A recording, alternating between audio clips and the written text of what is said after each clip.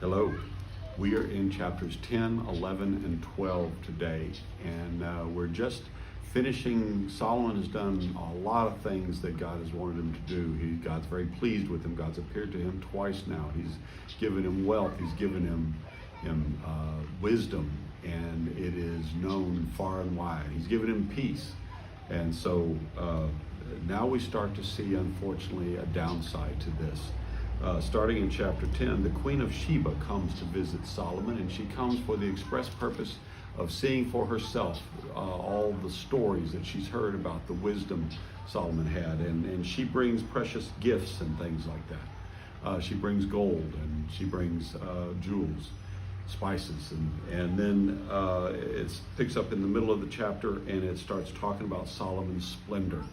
And he just had everything. I mean, you talk about lifestyles of the rich and famous. Well, that's exactly what Solomon was. He was one of the rich and famous. And that starts to change things. You get to chapter 11, and now it starts talking about his wives. And in verse 4 of chapter 11, it says, as Solomon grew old, his wives turned his heart after other gods, and his heart was not fully devoted to the Lord his God as the heart of David, his father, had been. And we see what's going on.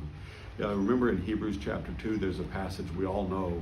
It says, hold on tightly lest you slip away. One of the things that can happen is we can get comfortable in our positions. And Solomon got comfortable in all of this. And he forgot that it was actually from God, that he hadn't done this himself. So then things start to turn on him a little bit. There's a few problems. He's not going quite as well as it did. He's still rich, he's still wise, but now there's starting to be people coming against him. And then there is a revolution. It is by this guy Jeroboam. Solomon's able to put it down. Basically, the Lord has said, I'm going to take the kingdom away from you. There's only going to be one that's going to follow along from you. That's the tribe of Judah. And we know later that Benjamin goes with the tribe of Judah. But anyway, God says, I'm taking this away from you, but I'm not taking it away from you. I'm taking it away from your son. And so Jeroboam causes a rebellion. Jeroboam gets sent into exile.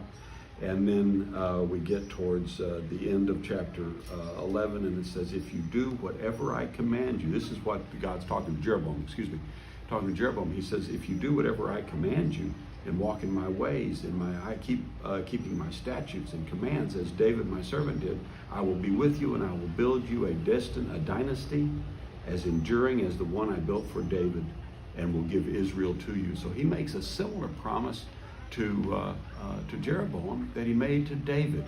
And then we see the end of the chapter 11 is Solomon's death.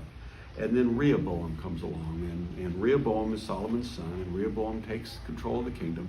And the people come to him and they say, hey, your dad really taxed us to death, and we'd like you to let up a little bit. So he asks his advisors, and advisors say, that'd be a good plan. If you let up on them, they'll follow you forever. And then he talks to his friends, his young advisors, and they say, no. If you think Solomon was bad, I'm going to be worse. He says, my dad was rich, I'm going to be richer. My dad taxed you heavily, I'm going to tax you more heavily. And that's what they did. And people rebel against him. They pull Jeroboam back, and all of a sudden the kingdom is split and divided.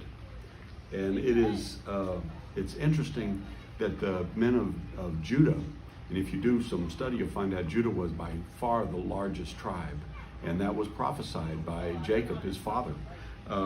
But they want to go attack the rest of Israel, and God stops them, and he says, somewhere around verse 24, he says, go home, every one of you, for this is my doing. Jehovah speaking there. So anyway, very interesting. You see that it starts off, the section just before this starts off with Solomon's doing everything the Lord wants. Solomon gets caught up in his own wealth. He starts to deteriorate. He does not turn back to God. He realizes that he's made mistakes, and you can see that in Proverbs and Ecclesiastes. But he doesn't change, and God takes the kingdom away from him. He takes it out of his son Rehoboam, and then Jeroboam takes away the northern tribes.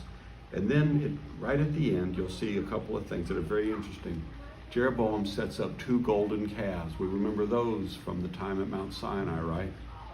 And he says, if the people go back to Jerusalem to worship, even though I am their king, they will turn away from me. So he sets up his own priest and his own temples, not temples like Solomon's, but his own places of offering sacrifice. And he sets up 2 golden calves. And we're going to see that doesn't work out so well for Jeroboam. So I hope you enjoy the readings, and we will talk to you again tomorrow. Take care.